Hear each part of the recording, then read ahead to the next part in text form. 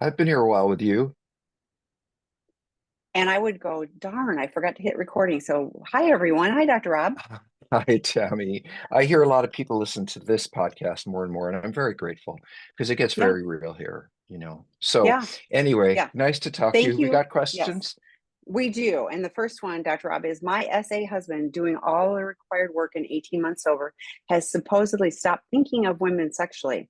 I've told him my boundaries around women in person and on TV. He's not watched he's not to watch TV that has women or be around them. Yesterday, while watching Ghost Adventures, he paused it and asked if he could continue, even though they had women guest stars. I instantly cringed. I felt if I said no, it would cause a disruption in our evening. So I said, okay. I just found out today he's been watching another show with women, Oak Island. Question is, why does he insist on dying on this hill, knowing how bad it affects me? 3 weeks ago, he just had an attractive woman in his office for 10 minutes alone after we installed tons of measures to prevent that. Is this a slip? I'm looking up Oak Island because I'm trying to think, what is that one of those TV I, shows where you I, get the I have half-naked people? no, yeah, I don't have any I framework see. on that. No, nope, nope, nope. Okay. Okay. It's about history or something. But anyway, Oh, so I'm half and half here, Tammy, and I hope that you can help clarify more for me because is uh, there's half of me that says, we're not perfect. And, if I watch a movie with a woman and it's really not your job to control that. If I'm going out to see a sex worker, I think you should be concerned. But it is human to watch images of men and women, depending on what you're attracted to. It's not healthy, I don't think, for marriage for someone to say, if you look at that, then this, I don't think you can read someone's mind. So there is a line between, for me, um, genuinely harmful behavior that the person is doing without interest in what you're feeling, and then behavior that is more like, I think the spouse might give this a little, maybe not be so, give them this one. If you said he was looking at porn, if you said he was looking at, images on Instagram with people in bathing suits, I'd probably be having a different conversation. But honestly, I don't think he wants to die on this hill. I think he's giving you a message. And he may not, as most addicts and sex addicts in particular, are really not good at being assertive. Sometimes we say things in ways that aren't direct. And I don't think he wants to die on this hill. And I don't think he just wants to do what he wants to do. He just feels controlled. So in ways that he shouldn't be. So how many movies are there with men anyway? I can't even think of that. I was just thinking, I don't think I'd ever be able to watch any of the shows I like that have, I How mean, they're many not army? even sexual. Yeah, I was Right. like, So yeah, even talk that. So anyway, I'm saying to you, on the one hand, let go.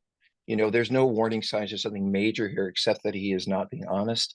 And to some degree, I believe you put him in an impossible situation for someone who's really working on themselves since 18 months sober. I mean, think about it. I'm 18 months sober and I can't watch a movie with a woman in it. Well, if that is the case, then I am probably never going to get well. So I know you spouses really want me to turn the screw harder and say, yeah, why is he dying on that hill? And why wouldn't he listen to her? And I probably is watching things. And, sometimes you just got to pick your battles. And this would not be the one that I would take on. well, and I'm Tammy? like, I don't know the population statistics, and I'm not going to take a moment to look it up. But last I knew, there were more women than men on the planet. So you're telling him that he cannot look at or be around more than half the population on the planet, and that would be, to me, really isolating as well. So, and I assume that means you guys can't do group, like I do a small group, my husband and I do that together. There are men and women, and like that's a really Well, you go important dancing. aspect. We go dancing, and there are other people. I mean, like it would feel like life is really small, which in addiction, that's what I always say, life is really small, and it feels like his life got really small because of all of the requirements. I have used the analogy, you can't bubble wrap your addict tight enough to make sure that they're completely protected and safe. So it's really, I would invite you, what do you need to do for you that, because clearly you're triggered, so what is it, and how can you get support, from other people to go, okay, I see that he's doing the work. I see that he's working on changing. I want him to have honesty with me. And I don't want our entire lives to be, like so narrow, so I would invite you to explore, are there other ways of looking at this, that could be helpful for your healing, and not focused on just what he's doing or not doing. So, yeah, I mean, I honestly, I can't Well, even think of one program that is well, all but more as is than the always the cowboy case, stuff. as is always the case, I have to take the focus off them, put the focus on me. I think it's fine to say, hey, look at what you want. Sometimes it makes me feel uncomfortable, but I'm not going to stop you. I'm not your police officer. It's okay for him to know how he feels, but he's not disrespecting you if he continues to watch. What's important is how do are you saying what's going on with you? The other thing is, I have to tell you, I think about Tammy when I was 9. And I had a TV in my room, like a big black and white TV that my parents probably used 10 years ago and ended up at my little kid room. And there was no TV after 9 o'clock. I mean, it was very clear. And I was in trouble. I wasn't supposed to read, go to bed, but I was a kid and the TV was there. So I'm just saying that I'm bringing this all together because I listen to the images in my head. And what I'm thinking is, I'd feel like a little boy. And mom's saying, you got to turn the TV off by 7 or put down the computer, or you got to, okay, I don't mean to get this much into this one. The word that comes up for me is trust. It's been 18 months. At some point, you have to begin to trust that this person is either doing or getting there or not. But how are you going to know if you don't let them work on it themselves and you sit back and watch? So anyway, Tammy, that's lots of stuff. Okay, so the next one, Dr. Rob, separated 2 years in therapy group. Wife says that what she thought was our life wasn't, because I had the sex addiction life and thoughts going on. So everything was tainted and not real. I understand that for her, but for me, I feel that it was real. My love for her and our love is real. The addiction part doesn't make it unreal, does it? The disconnect was with myself and not her, is how I feel. That's a great question. And this comes up a lot, with people, of like, was it all, I'm Right, rethinking everything. So right. And spouses, you're so right, because spouses, if this could happen, then what else do I not know about? And, I thought this was this, and now I'm thinking, once there's this betrayal, this breaking of trust, well, is anything real? Has anything been real? And I hear spouses say that a lot. I agree with you, Tammy. And so, I don't know what to say about this.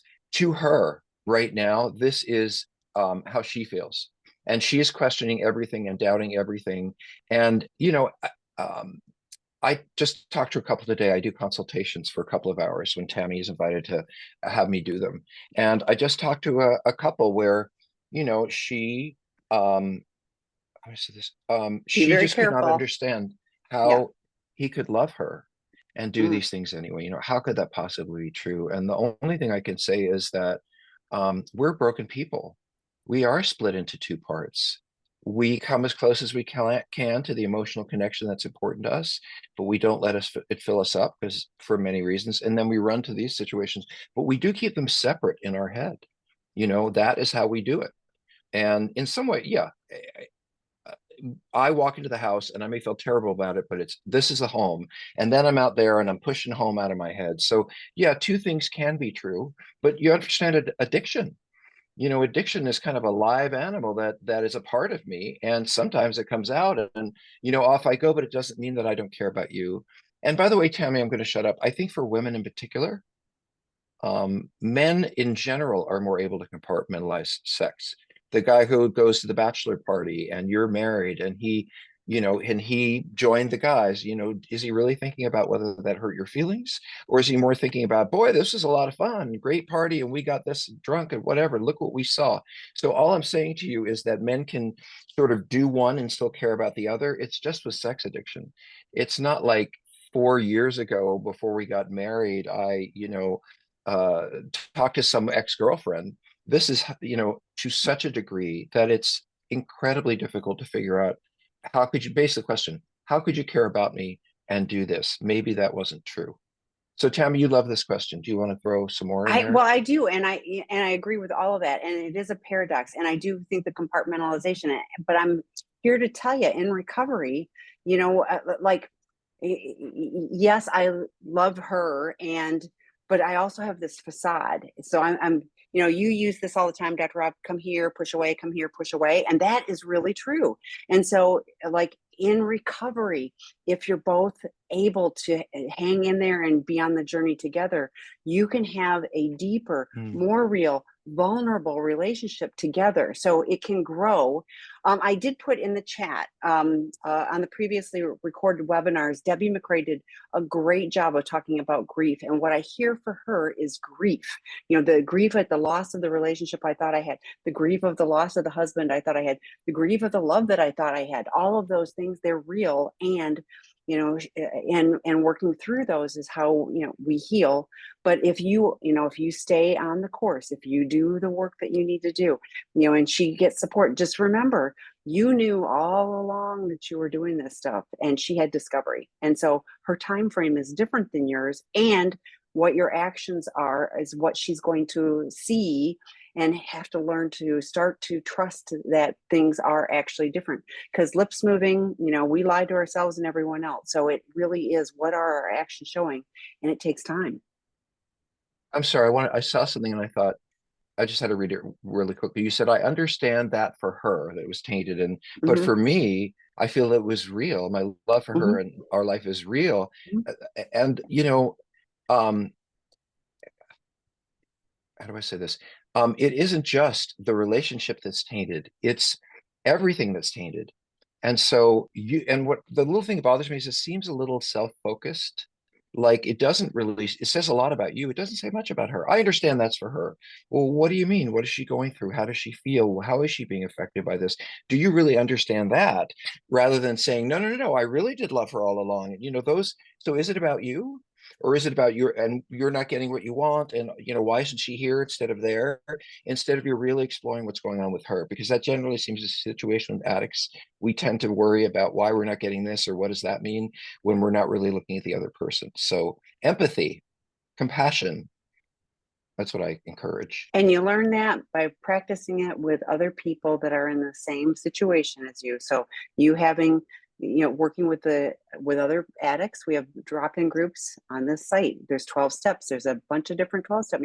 There's lots of opportunities. If you aren't already in the Sex Addiction 101 online work group, that would be a great opportunity too. So I heard that the guys shared phone numbers. Great. Guess what? That's connection and accountability. You can practice empathy there and then learn to do it better at home. So, okay. One more thing. Go ahead. When you trust someone, what you say is believed. Once you break their trust, it's your actions that matter. She may not feel any trust in you unless she sees you going to meetings, talking to your therapist, having guys over to talk this about. Once you've broken trust, it's your actions that she's looking at. And so make sure that your actions match the way you say you feel toward her. Loving means putting yourself, dedicating it to the healing and having her watch that. Let's go. Sorry. No, now I have to jump in because I scrolled it back up and I saw separated 2 years. And I'm here to, I just had a conversation about this earlier today. Separated 2 years. If this isn't a therapeutic separation and there isn't a plan, you guys are disconnected. How can she see your actions if you're separated 2 years? So so I would invite you to really lean into the work and get a plan. And you know what? If you're struggling, there is no more expert treatment plan for men than Seeking Integrity Los Angeles. Dr. Rob and the team are fantastic, and they help work through those issues. And you would learn some empathy. You learn not to lie to yourself and everyone else, not perfectly and all of that, but you would have some different skills. And we have a family specialist that supports partners during this. But just separated with no plan, that's very difficult to overcome. Well, and I apologize, Tammy, because I didn't see the separated part either. The rest was so useful that I kind of missed that part, and I'm glad you brought it back. So I just under completely different circumstances now, under descending separation, if someone was separated me for 2 years and they were saying things like, I still don't believe that anything we've ever had is real, and I would really question whether that relationship's going to go forward. And I don't mean to be rude, and I don't know your circumstances, but I think Tammy and I have been through this enough where 6 months, 8 months, a year, we're taking time, we're going to therapy, but once it gets past that, there has to be a plan. as Tammy said, toward moving toward each other. And what I hear is discussion. And honestly, if I were reading between her words, I would say that, we're probably not going to get back together. So 2 years is a very long time to be apart, because you should be working on it anyway. Thank you, Tammy. We got lots of questions. Let's Yes, keep we do. Okay, tromping so through. having a real hard time getting through this together. It is very hard to believe him as he seems to be going through the motions, but not sure it's genuine. So I guess I don't know what the question is. So I guess Right. let's talk about how do we tell, if things are moving forward. I think that, Having a hard time getting through this together. It's very hard to believe him as he seems to be going through the motions. I'm not sure is genuine. Um, I think it's a reasonable question, which is how do we get through this, and how do I know if I should trust again? If what I'm seeing and feeling is really reality. And I understand that spouses, how could you not question yourselves? Why didn't I see this? Why didn't I know this? Why didn't I? And then, of course, on the other hand, or following that is, well, why would I believe that I see, believe the recovery piece? You're already doubting yourselves. So, is it very hard for couples to get through this together? Absolutely. It is one of the hardest things because it most profoundly breaks your trust. And so no matter what he says to you now, you're really not going to believe it. And by the way, one of the things that every spouse should know, Tammy, every time I say spouses, I look up to the numbers and crazy. Anyway, um, um, when you say go through the motions, trust your gut. It's what I want to say to every spouse. Something doesn't feel right to you. Trust it, believe it. This is where I know when a spouse says this feels right to me, they know. And by the way, if you put someone out of your house for 2 years, just saying. So trust your gut. And yes, you can get through it together, but there has to be a lot. You know what, Tammy? What I'm really hearing is that this is someone who might benefit just from some basic, maybe a video or podcast or some way that they can find out the sort of the real basics. Do we have something that, well, I know Tammy's going to look now, but I'm sure that we have some very thing, maybe YouTube or whatever, that things are like, what is a sex addict? How does it work? What do couples do? I've got stuff like that everywhere. And so it's on YouTube, it's in the podcast. Tammy has, anyway. We have a lot of conversations, and Sex Addiction 101. I mean, a 101 means 101. I wrote a book, which is also Audible. So you can listen to it, and and then listen to it together. Um, I think you're asking great questions. I just think more background and understanding of the whole thing will tell you, are we moving forward or are we not, more than what he has to say. So, Tammy, I'm going to go on to the next one. And thank you. Whatever you're finding, I'm sure is amazing. Is that true? Q&A. Oh, here we go. Okay. So here, yeah, there's one that's way too long. And so to the person who was asking about that, I was like, if you can make it succinct. But so the next one though, Dr. Rob, I'm going to move to answer. So the next one is, oops, hang on. I'm moving it. So this one is, I am 2.5 years from discovery. We did it backwards. Started with couples therapy. Now we have CSAT and APSATs, and I'm trying to push for all the full therapeutic disclosure. I'm having a hard time trusting that his actions are authentic. For 12 years, he had sexually deceptive behaviors, and I don't know how he could do that and go to family vacations or tell me he loved me. How do I learn to trust him again? So I'm so sorry, but I lost this. So this is at 503, anonymous oh, attendee. Okay. I am 2.5 years from discovery. Got it.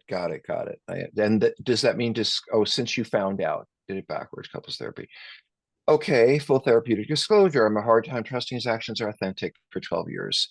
Well, I don't know what you consider an action to be. If someone's going to a 12-step meeting, they're doing it. If someone's going to therapy, they're doing it. If they are acting in a way that you don't trust, then I would really, I mean, in some ways, there has to be a way for a spouse to draw a line and say, okay, all of that happened, lies, secrecy, and I don't believe anything you say, but if I see you moving toward reading books, taking classes, involved in recovery, has a sponsor, at least I can begin to go on a new page and say that time from before, that's never going to come back. So trusting him in the same way that you're never going to trust him in the same way. You're probably never going to trust yourself in the same way. And so you're not going to know whether it's authentic or not. Why would you? Unless you're actually seeing it.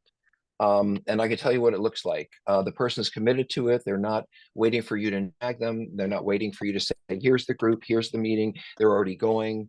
They're not looking for a gold star, like, oh, look what I did. I went to this 12-step meeting. But you actually see them taking responsibility and finding where they need to go and then going there and doing that work. That's what reassures me about a new form of trust that might be being built. The other part that you said, which is pushing for full therapeutic disclosure. Okay, so I don't know who these people are, how they work, and I don't mean to insult anyone. But when I work with couples or when I did outpatient work, you knew that we were going to do disclosure in 6 to 8 weeks. I mean, if the spouse already knew, so if the spouse knew they'd been acting out and they knew they were seeing me and they knew, you know, I would say to them, first place we're going to start your sexual sobriety, what is acting out, and the next thing is let's go through an inventory of everything that you've done, and that inventory will lead into disclosure. Disclosure shouldn't be much more than an inventory. Here's what I know, like literally, not please forgive me, not I didn't mean this, not I'm a sex addict, not trauma, not it's just a list, an inventory of what you have done, and then the spouse gets to ask questions. And in a healthy disclosure, in my belief, in an outpatient setting, should happen between 6 to 8 weeks. The addict needs help and support from a therapist working on what they need to say, how they need to say it, how graphic or not graphic, all of that. And the addict shouldn't have any more than 20 entries. They don't need to say every single thing they've done for 9 years. They need to say, for those years I did this and I probably did that many times. And meanwhile, the spouse needs to figure out questions. What do I want to ask them? And what do I want to make sure we cover? And by the way, you spouses come to us with, I don't know if Tammy agrees, but you often come with us with 150 questions, and really you're asking the same thing over and over again. It's just you're overwhelmed. And so actually one of the Tammy does some consults or some support sessions, and she will sit Support down sessions. and help to condense Yes, your I have questions. literally done that. 150, we got it down to 3. It was literally, they all went down to 3 questions. They were 3 Right. very important basic questions. And then it wasn't overwhelming for either of them. So, And so what we're saying is that this shouldn't be as complex of a exchange as people think. It's you sit down, you write this up, you sit down, you write this up. I talk to my therapist, you talk to your therapist. We have a date, we get through it. And then we move on to whatever next stage is. It's sort of like the 12-step work. You don't want to kind of do one and then a year and a half later do another. And, you want to get through it. The last thing that just strikes me is, why do you have to push for a therapeutic disclosure? I mean, that's a part of the process. You do have therapists that are working from completely different perspectives. I want to say that. CSATs tend to have a very general focus on the couple. APSATs, and I'm not a fan of that particular training, tends to demonize the addict to the point where it's very hard to make the relationship work. And the APSATs model is telling me that these couples are going to end up not staying together. So I'm not a huge fan of that. So when I see two people with these different certifications working together, I wonder if they're really working together. Because if they have strong views on different things, and let me not go on and on, but Tammy, we do a consultation group for therapists, right? And we meet just like yes. this. We offer them suggestions and advice. We do it every week. We don't charge. And one of the most frequent questions is, I'm not sure how to do this. I'm this kind of therapist, CSAT, whatever, and I'm working with this person who has this kind of training and belief, and we just can't seem to work together and come up to the same conclusions. So my conclusion would be, you need to get disclosure. You need to get it soon. It needs to not be too difficult, and you're not going to trust his actions, and you shouldn't have to push for it. Here's the date. We're going to do it on this date. Finish, done. And then you don't have to sit around and say, when are we going to do it? And it's been a year. And I'm sorry to discount any of your therapists who have made these recommendations, but I've seen over a long time what works. And you don't want to jump in this hole and pull the cover over. You want to get past this piece. So I've ranted and ranted, Tammy. Did you want to add anything to this? No, I think this is going to be helpful for the next one though too. So it kind of Okay. ties in. How do you know if your spouse is doing the work? His CSAT says he doesn't think he's an addict, so then he is just an entitled jerk. So this goes kind of to the therapy, and Well, what is the process? So anyway, Well, actually, I what I think about this question is how do you know it? Have you been in with that therapist? Have you Yeah. talked to them? Have they met you? Because what you're saying, the way I read this, and this is often happens, is I'm an addict and I'm seeing a therapist, but I don't tell them everything, or I demonize my spouse, or I explain that I'm not really an addict because of XYZ. And you know what? Sometimes therapists, we're not actually telling them the truth. I know that's a shock. Or something happens in therapy which we don't want to look at. We certainly don't want you to think about. And then we go home to you and we say, well, the therapist said, when really it's us who said it. So one of the things that I would do is I would ask that therapist if it would be okay for you to sit in on a session. If they have a problem with that, tell them to write TAMI@seekingintegrity.com, and we'll invite them into the consultation group so we can talk about it as a group. But in any case, um, how do you, so I worry that does the CSAT really say that he's not an addict? And by the way, just the last part, all active addicts are entitled jerks or jerkesses. Let's say that. In other words, when we are focused on our addiction, we're not really we do think that what we want is the most important thing. We do discount everyone around, the needs of everyone around us. We do make ourselves entitled. Look how much I'm working and look how hard I this, and this is so difficult. I deserve to go back out. So everything that you say is true. I just don't know what's really going on here because different pieces are going at each other and I don't know who said what. So, but the entitled jerk part, absolutely. Well, and and I'm glad you pointed out the did you hear it from the lips of the CSAT? Because the other thing I wondered about was, for the clients that are coming into our residential treatment program, we have online assessments, and there is actually a kind of a truth scale, so to speak, on that as well. That identifies a willingness to change, all of those things. So if the CSAT has not had your spouse take that, there's four of them that we use, but there's one really key one that would be useful. But that really helps Mhm. identify. Guess what? We have on our website, we've got a free self-assessment. Do you know how many people take that? And they'll email me the score, and then we know. And honestly, some spouses are able to go, I know this much and I assume it's worse, and therefore, if there's a score of this, then it's probably a few points higher. You would have and here's at some point, whether they're an addict or not, they're in a CSAT's office. There's something going on. Nobody is seeking help, for these issues if there isn't something going on. I mean, it just doesn't happen. Right. So, so, Yeah, if I so were, it's kind of like whatever you call it, oh well. Tammy, I'm really glad you said that because if you came to see me and you said you were a sex addict and we figured out you weren't, I would not see you. That's what I do. That's why I'm seeing you for.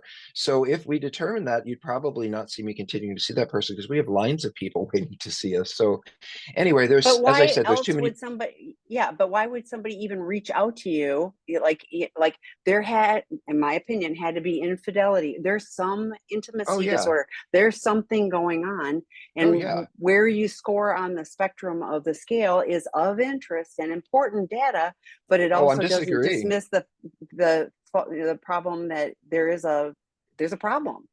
There's a disconnect. All right. So what do we got? Yeah. We want to keep Okay. moving. So, so the next one, I whittled it down, and so Where let's are talk we? about, Time like, wise? yeah, just, Time. well, don't, no, just listen to me, because it's Okay, like I'll listen. super long. I There's like 18 always listen parts. to you, Yes, Tammy. no, no, no. But this is the ultimate question. It's, like when somebody there's 2 weeks from discovery, and the focus is on, I want to rescue the relationship.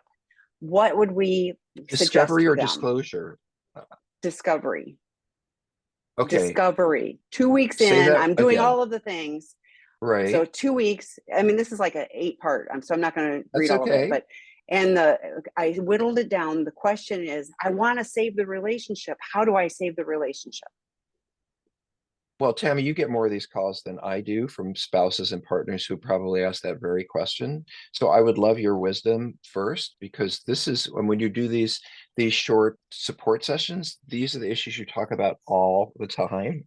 So can you give us the benefit of your wisdom? Yes, and I did type some stuff in, but yeah. So it is, ultimately, the wrong focus. If we are focused on the external, how can I save the relationship? We are not going to make any sustainable changes. We're, as soon as the crisis goes by, we're going to go right back and revert to the same thing. So it really has to be, we decide that now is the time to make those changes, and I'm willing to do that regardless of what happens in the relationship. That person is now on their own journey because they've had discovery. They know that there's betrayal. So I am now going to focus on what can I do to be the best person I can, to live a life in recovery, to be different, so that regardless of whether this relationship or the next, I'm a different person. You've had so many people, Dr. Rob, that come to treatment who are like, I didn't have to lose my first relationship, my first marriage. They're on their third, because if they'd gotten the help that they Codependency. need, yeah, well, if they'd gotten the help that they needed, they could have been in a different place, with that relationship. So to me, it really is, I need to do the work that I need to do, and not for someone else, not to try to save this relationship. If the relationship is able to tolerate that, great. I will also add, and this is not to be unhelpful, but Dr. Rob does a lot of expert consultations, and if someone's been in a relationship for decades, the likelihood that they have this pattern and this history and that they're able to sustain and move forward is higher than someone who's in a girlfriend boyfriend relationship, or somebody who's early in a relationship. When there's less longevity, it doesn't mean it can't happen, but it is more tenuous. So to me, the point is, take the focus off of saving a relationship and what do I need to do, regardless of what that person chooses to do, so that I can be a person of integrity. So I have one for anything, that. Well, please. I think that this is kind of, I think, okay, this is what I think that you're almost in a hurry to get to the conclusion, and you haven't even begun to grieve. This feels like someone who's saying, okay, that was terrible, awful. Let's fix that. Let's get by that. I can get through this. And with all due respect, it feels to me like there's something missing here between 2 weeks ago and how do we move forward? And This is it's the addict your, reaching out. Yeah. So just oh, so you're clear, so what this did is I not miss? the I'm betrayed sorry. partner. Well, because it sounds like you're answering if the I betrayed partner was was. trying to shove it under the rug, and I'm going. The addict is going like, "Hey, wait! I'm trying to do all these things, and Well, it's and the I same need to thing save the on the other relationship." side, which is you can't save a relationship in 2 weeks. What you have to accept, as Tammy said, you've got to accept how awful this is. And you know what? I was just saying to the guys in treatment today at the treatment center. This isn't about you. This isn't about you fixing things. It isn't about you making things better, which is about you, by the way. I'll feel better if things are better. I think you need to, it's the opposite. Let this person grieve. Let them have their time. Try. I already feel somebody tell me who's sort of thinking to themselves, gee, I wonder when all this upset's going to be over. And that's not the right place to be. You should be in a place of humility and curiosity about what your family has been through. Humility in terms of, boy, have I screwed up? And, curiosity in terms of how has this affected them, rather than, okay, I want things to get better. And what are the steps we can take? Because that's like skipping most of the important part. So anyway, I'm glad you including asked all the the work question. on me. Yeah, yeah. Right. And let me say to everybody, I can be very direct. I think you know that. It is done with love and compassion and incredible hope that whatever you take from here will make a difference for your families. And so when I challenge people or they're thinking, it comes from many, many years of, no, I get tearful. Stop that, Tammy. It comes from many, many years of watching people suffer and helping them get better. And sometimes I know my best friends are the ones who are going to tell me the truth, whether I like it or not. We may not get this accurately. We don't have 3 pages of your story, but if it's uncomfortable for you or someone else, we're just doing the best we can to help you have some of what we have in different ways in our lives. We have happy relationships. Our conflicts are over burnt toast, and phone calls, and there's peace in our homes. And that's why we do this, because neither one of us had those experiences earlier in life, not together, but with other people. So anyway, sometimes I'm hard on you guys. It's not really my intention to do that. My intention is more to shake the situation, say, let's get the dust off here. Let's take a good look at it. So anyway, And I agree. I'm pretty darn direct as well. And it's because I want people, like, if you saw how good recovery would be, you would be jumping over fences to get there. But we, like in the 12 step, it talks about, we stood at the turning point. We have to make a decision, because what we're doing gets us to these webinars. And I'm grateful you're here, and I'm also sad that you're here, but I want you to know that there is hope, there is healing. And if you're willing to do something different, you can have, I mean, we have amazing lives, we have friends, we can live in integrity. We're not lying to ourselves and everyone else. So it can be different, and everybody's on their own journey. And so there are times, I mean, I struggle. I do, like Dr. Rupp's support sessions, and there are some that I just like, it's hard because I don't see people willing to do, and so I know the negative path that they're on. I hope that there's something that changes. I'm always hopeful that they'll get it, and and everybody chooses. So okay, Dr. Rob. I'm on the next. Well, you go ahead. The next one is anonymous attendee at 504, having a real hard time getting through this together. It is very hard to believe in him, as he seems to be going through. Oh wait, wrong one, sorry, there's too many of these. So hang on, let me get to the next one. That was a duplicate, I see that. Okay, so here's the next one. Okay, at 521, my husband is recovery 2 months. He's in the military and had a 24 overnight, which he knew would give me some anxiety. When I express this, he would get defensive and gaslight. You told me that I want to control everything, and I'm frustrated because I can't control him at work. Then he said he feels like I want to leave him. He started his in the podcast and webinars to say it may be a good idea for me to leave him because it's clear that I don't trust him. I'm not sure where he got this from, because I took a vow to be there in sickness and in his addiction. He later said he didn't mean the things he said. I don't believe him. I don't know what to do here. I'm not sure if if he really wants help and wants out of this, or I wants out of this marriage. He just wants me to be the one to do it. And Dr. Rob has had that with expert consultations before, where it's like one person isn't willing to say I'm their reading. I'm truth. doing So this with my finger. yeah. No, I totally understand. I'm writing some notes on this. So Please. well, I'll just go ahead. So I think one of several things are going on. I'll start with the worst one. He wants to leave you.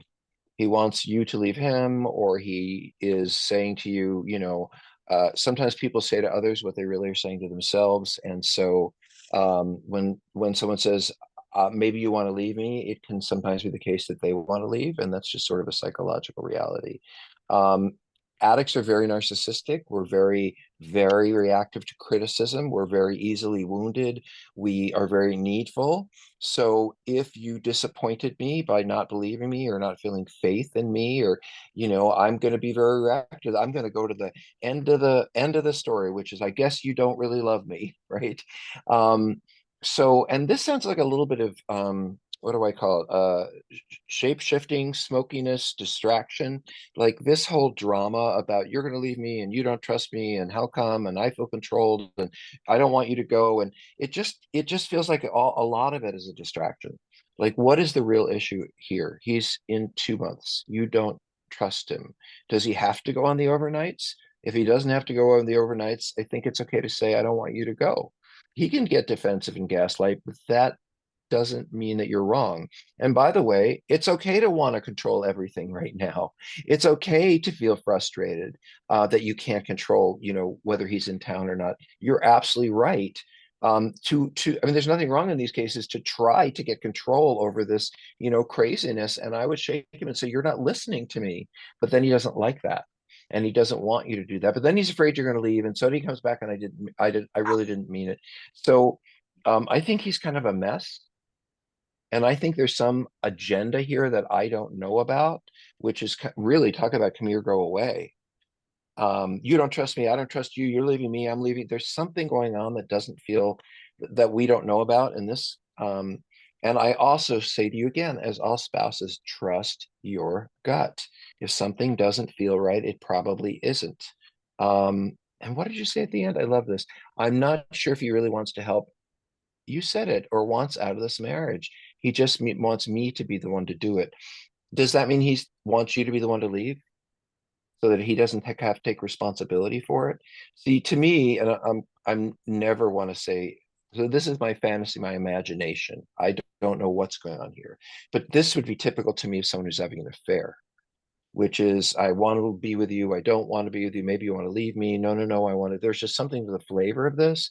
There's something else going on. Now, I don't know how he acts out. When you said he had overnight, maybe that's what he does. He's a fair partner. I don't know. But there's something else going on here. I don't know, Tammy, maybe I'm missing something. Can you help? I don't know that you're missing, but here's what I want to start at the very beginning. My husband in his recovery for 2 months. No, he's not. He might be abstinent for 2 months. Recovery is like 2 to 5 years. Like he's a long way from that. Here's what I don't hear. I heard, let's see, he's doing podcasts and webinars. Lovely, but I want to say big deal. Like there's no accountability. Like this stuff is like we're a Well, and podcast or a Tammy, webinar. We're I'm talking sorry to at interrupt you. you, but excuse me for 1 second. If you're doing webcasts and you're not doing anything. It's Exactly. Thank completely you. passive. You don't have to work Exactly. at That's what I'm all. saying. Sorry. We're talking at you and there's no Right. accountability. There's no, oh, I'm telling you how I feel. Like if you're telling us on a webinar, we aren't going to hear it. So like I don't hear that he's doing any recovery work. I hear he may be abstinence, but like Dr. Rob, I have the spidey sense going too, that there's something else going on. So to me, so let's shift the focus off of him. For you, your healthy boundaries are for your safety, physical safety, financial safety, emotional safety, spiritual safety. What are you doing to take care of you, regardless of what he's doing or not doing? Like we had a webinar a work group that just started on Saturday. Is he doing that? Is he doing 12 step, 90 meetings in 90 days? He's in 2 months. Like he would be in the 90 meetings in 90 days, time frame, getting a sponsor, working the 12 steps. I mean, there are so many resources. A podcast, I love our podcasts. I love our webinars. They're not enough. Our work groups are not enough. You were Hey, saying Tammy, something. I just we don't say this all the time, we don't have military, but there is a program that takes TRICARE and they do treat this, and you can go there for 2 or 3 weeks. And if you write Tammy, TAMI, at Seeking Integrity, she'll drop you a note. It's one of the few organizations that takes TRICARE, which is the veterans insurance, basically. Mhm. And there aren't a lot of facilities, and there certainly aren't a lot that take them with insurance, but this particular place does. And so if this spouse of yours is willing to get some meaningful help, he can get 2 or 3 weeks in a well thought of treatment center, if TRICARE, will pay for it, but they do in this place. So just to say it, if more help is needed, he's willing to jump in. There are things that he can do. I resent the passivity, Tammy. I don't want to be the source of, well, I listened to him and I listened to her, and so I've been working. We are a supplement. We are here to fill in the gaps. We are not here to, we're here as an introduction. We're not the party. The party is getting to work and doing the work. So anyway, let's keep going, Tim. Okay. The next one is the very next one. My boyfriend of 4 years cheated on me. We want to get past it, but how? Okay, so that is an easy question to answer. I wrote a book called Out of the Doghouse, a relationship saving guide for men caught cheating. Tammy will probably throw it in the chat. And then I we also will. run a group called Out of the Doghouse, which is about men working through, really what it's about is understanding what betrayal does, giving direct insight into, this is what you've done to her. This is what you've done to trust, to love, to honesty, to the vows you made, all of that. Now, what do you want to do about it? And I wrote this book as a man to men, saying things like, you don't have to stay in this relationship. You can leave, you can let them leave. But if you're going to stay, you need to do this and you need to do that. And so the reason I'm mentioning this, and so just so you all know, I get 10 cents a book because publishers, get 99.9% of everything we sell. We don't sell books to make money.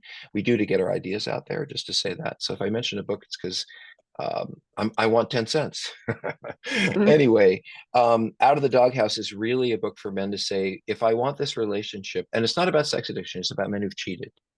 And it's about saying to these guys, if you want to save your relationship, you need to understand what you've done and what it meant to her and what it will take to get better.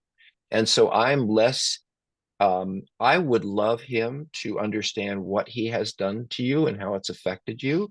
And I'd love you to sit back and watch and see how he responds. Because I hear we want to get past it, but I'm not sure that there's anything between. It sort of sounds like the other question, like all this happened, but can we get to the other side of it? And I don't know that it's even really been dealt with. So anyway, Out of the Doghouse is my recommendation. I'm thinking of him because he needs to get some clue about how he's harmed you and how to make it better. What about her, Tammy? What would you Well, recommend and that I she do? posted, yeah, I posted in the, we have betrayed partner drop-in groups. I would also be Which are curious. free. Yes, if it's, and I hate to use air quotes and just cheating, but many people are serial cheaters. And actually, when they take our online assessment, which is on the homepage of the Seeking Integrity website, they find out, guess what? It's not just cheating. And, there's a higher level of compulsive behavior, so which needs more attention. So, some people are, very emotionally immature and cheat. But and then can learn from that and move on, but others are caught in that spiral. So I think it would be helpful to identify what it is. But regardless, healthy boundaries, like I just said, healthy boundaries for you. What do you need to do? And he cheated. So I said this to somebody else earlier today. Please make sure you go get STD tested for yourself. Don't trust that he will. Make sure you're taking care of your body, and that you're taking care of you. Again, physical, financial, emotional, spiritual safety for you. Their healthy boundaries are not punishment against someone else. They're safety for what I need. And if this person can't meet those needs right now, then I need to take care of myself. So okay, Dr. Rob, skip down to 526. After 2 years in, my husband does one AA meeting and does individual and couples once a week. He refuses to do more and won't work the steps or go to men's groups since he's mostly had emotional affairs and not sexual. Is this enough? And can he heal at this pace? Well, I want to just look into what I'm reading and a couple of things, and maybe you can help Tammy. I'd appreciate it. Mostly had emotional affairs? What does I mostly mean? know. Like, what else is he doing? Where has he been? How often has he been there? Whatever he said, it's 10 times whatever he told you. So, what is, so I'm just going to say just emotional, mostly means there's a lot more going on around sex that you don't know about. And then the other part is that these emotional affairs were not sexual. What are you thinking? Of course they were sexual. He said, well, I just chatted with her 50 or him, every day, 3 times a day, or I only saw them when I was in town. Or, my definition of affair is someone you see twice. You have really, my definition of affair is when you take someone to dinner, you spend time with them, you get to know them, you do things with them just beyond a sexual experience. So I guarantee you, and I hate to tell you this too, but there's more. And I also don't think this person's very motivated to heal. you know um I said to the guys today in treatment, and they listen to me, which is unbelievable. They actually listen to me, but there I am sitting, because we do this. I do this with the guys once a week, and then I'm in there doing group and all that stuff during other times during the week. But anyway, I was talking to the group today, and one of the guys, let me know, I was going to say, God, I lost myself, hold on a second. There's stuff. um one of the guys said, I just saw her. Well, anyway, what I want to say, I'm so sorry. I don't think that you have all the information. And I think it's much easier for him to not tell the truth. And if he had to actually go to more meetings, work the steps, do manuscripts, he would probably more would come out. Um, so I don't know if either of you can heal at this pace because I don't know, Tammy. It doesn't feel, not only does it not feel safe for you, but I don't even see what the motivation is for this person because you're not the motivation. So, Tammy, now that I've completely confused everyone, can Oh, you no, no. help? I like, It's yeah, been a like long day. Sorry. yeah, me too, but I'm sitting here. I want to say, I'm going to be really careful. Are you feeling it's enough? Because it sure wouldn't sound like enough to me. I- And here's the other thing, like I want to scream, so I'm being careful. Like I would encourage you to consider whether the couples work is really useful. This is my best way of being as politically correct as possible, because the coupleship is the client, not him, not you. I don't, he's going to one AA meeting. Like that isn't addressing any of these issues. We have guys that never act out with another person. And I'm going to disagree, because people can have sexual affairs and never go out to dinner. Like it's just hooking up in different places. So it doesn't have to be out to dinner or, any of it, But why see regardless. that person more than once? So there is I some kind of agree with connection, or that. you Yeah, wouldn't, yeah, yeah, right? yeah, yeah, yeah, yeah. And a fair partner, to me, there's, a pattern there, Right. regardless of where you are. But to like this would be horrible to me as a betrayed partner. Like that my husband is going like, oh, it was just an emotional affair. Guess what? My emotions, like the sexual acting out would be problematic. Hmm. Don't get me wrong, but if you're emotionally attached to someone else, Hmm. like that would be very painful. Yeah, Hmm. and so like that dismissive is just pissing me off royally. I'm sorry, but I have a lot of energy about this one. No, to me, like I would like help. I'm going to go back to healthy boundaries for you. And like, if this is what he wants to do or not do, like, what is the bottom line for you?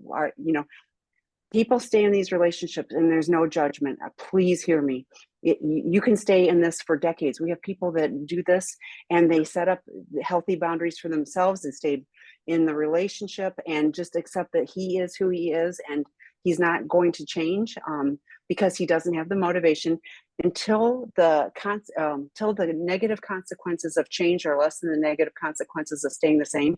He's not going to change. And right now, he's he's comfortable. I can Right. go to those little therapy sessions and I can BS the therapist. And my wife is thinking I'm doing something because look, I'm going to my 12-step meeting.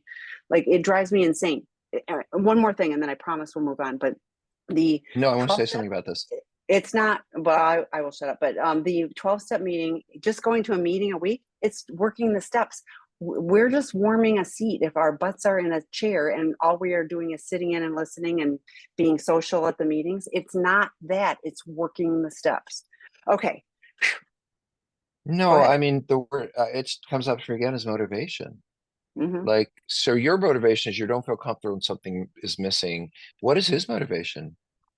Is he uncomfortable about something other than you're nagging him? Does he really, can he just brush you off and like, what is his motivation to do anything differently? Are you treating him with love and support and nurturing, and while he's not even doing what I would call the minimum to respect your marriage? So what steps are you taking to take care of you based on the fact that this is not happening in a way that you truly understand is not helping? I mean, he is not working for the relationship or toward the relationship.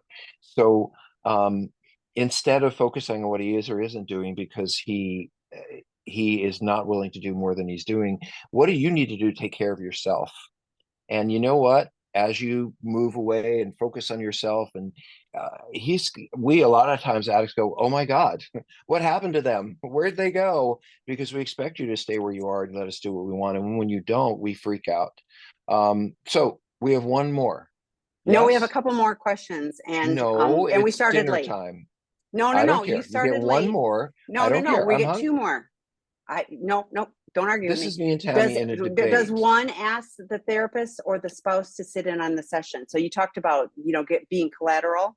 So I think they just want to ask the therapist or the spouse. like if you say, Um, I'm the right. partner and I'm I going, would do I ask ask his I would ask therapist the or do I ask? therapist. Uh-huh. I would ask my spouse. I would ask the therapist. The therapist will understand why or what it means. Or I don't want to ask the therapist. Yes, you want to say to your therapist, you think it's a good idea. This isn't, but you don't need the therapist to invite them. It is perfectly fine to ask a spouse to sit on a session. The issue is that some therapists um, feel strongly that they need to keep the two people separate, and they don't want to get fused, in their minds about other people's feelings. But that's not the work we're doing. That's not addiction work where you need as much information as you can get. So I absolutely feel, and I hope the therapist understands that it's important to hear your voice. And sometimes what I tell a spouse to do is say, why don't you call the therapist voicemail or whatever it is, and just, or write them an email and say, look, these are my concerns. I don't know whether they're being addressed or not, but it's important for me that you see this. I know that you can't answer me back because we can't, for legal reasons, right? We can't disclose. I can't even tell you I'm seeing your husband, but I can take a note and read it. And so he can't even, by the way, write back and say, I got this, but you can send it. And getting your voice there, whether it's physically or in verbally on writing, that's what you need to have happen, is you need a voice in that situation. So, okay, Tammy, one Okay, more. last question. And then somebody said, you guys act like an old married couple, and they were laughing at us. We are Okay, old married so couples, we but are, to other yes, we've people. been together for a long, long time too. We've How worked long have we together been working together, Tammy? since 2007. 15? Since Well, I 2007, was almost 16 23 years. then. Yes, of Wow. course. Okay, so I the was last 28 by question, then. I promise. Can you touch on love bombing in connection with manipulation and why addicts do this in order to gain acceptance with their partners? Why is love bombing so socially acceptable, and how can we address it? Why don't you start? Because I want to look up exactly what love bombing means in my mind. Because we're Well, not. you know, So go ahead and and I was start. thinking, why is it so socially acceptable? And I was like, who says it is? You know, like I think it's creepy. You know, like I think people mistaken it for, for like it's so over the top with things. It is not real or genuine, but it is a Hmm. distraction. And so when you say, in connection with manipulation, why addicts do this in order to gain acceptance with their partners, I don't know if it's acceptance, but it probably shuts them up, and it shifts. Oh, don't look over here at all of my lies and secrets, because I love you, and I'm, love bomb. But I see this all the time. I've had partners that have shared some stuff with me about, and I read it and I'm going, well, because I'm a third party, it's not me, it's not my relationship. And so I can go, that's a love bomb. And he completely shifts. It is so transparent to me that this is shifting all of the focus away from, don't look over here. That's why it happens, is because it keeps the focus off of the negative, problematic things. And, oh, you're so amazing, I love you, and hug you, blah, blah, that's not a real Did relationship either, though. So please, did you what did you find? see? Did you? Oh, well, I went to AI, which, I, and of it course you did. says, So, quote unquote, love bombing typically refers to a manipulative behavior where someone overwhelms the other person with excessive affection, attention, or positive gestures in order to gain control or influence. It's often associated with toxic relationships or manipulative tactics. Tammy, that's a good explanation. So, what am I say? First of all, we all want, yes, contain. There is something called the cycle of addiction. Sorry, the cycle of abuse, where mhm. there's tension in a relationship and things get worse and worse and worse. And then there's an activity like a hitting or an abuse. And then there's beginning to feel bad about it. And one of the stages is, I want to make it up to you. I want to do all these things for you. How could I do this terrible thing? And then the cycle starts again with the tension building up, and then some violence or acting out, and then remorse, and then I love you. And it goes round and round and round. So love bombing in this situation to me might be part of a cycle that goes around in terms of, I want you to trust me. I'm going to tell you, I don't want you to feel bad about me. I'm doing all these things. And then the bad thing happens, and round and round we go. So to me, in this set of circumstances, it really makes me think of me being able to distract you to feel so cared about by me that you don't, want to see past that. It's manipulative. It's my attempt to manipulate, because I've made you so good and so wonderful, particularly difficult in the beginning of a relationship where you don't know who the person really is or what is real fantasy and early love versus them using you. So that's why I say don't get married in the first 6 months. Okay, Tammy, you wrote Thank something you, in, didn't Dr. Rob, you? for hanging in there. I put a reminder, no webinar next week. Right, See we're you in not two working next weeks week. to That's what I everybody. thought. So But happy yeah, so yeah. Thanksgiving, or good Yeah, luck to with everyone in the Thanksgiving. US. Yes, yeah. So yeah, and there's still more drop-in groups, and there's a webinar Wednesday, so there's still more stuff to help support you. So thank you, Dr. Rob. So appreciate it. Bye, Tammy, thank everyone. you. Bye, guys.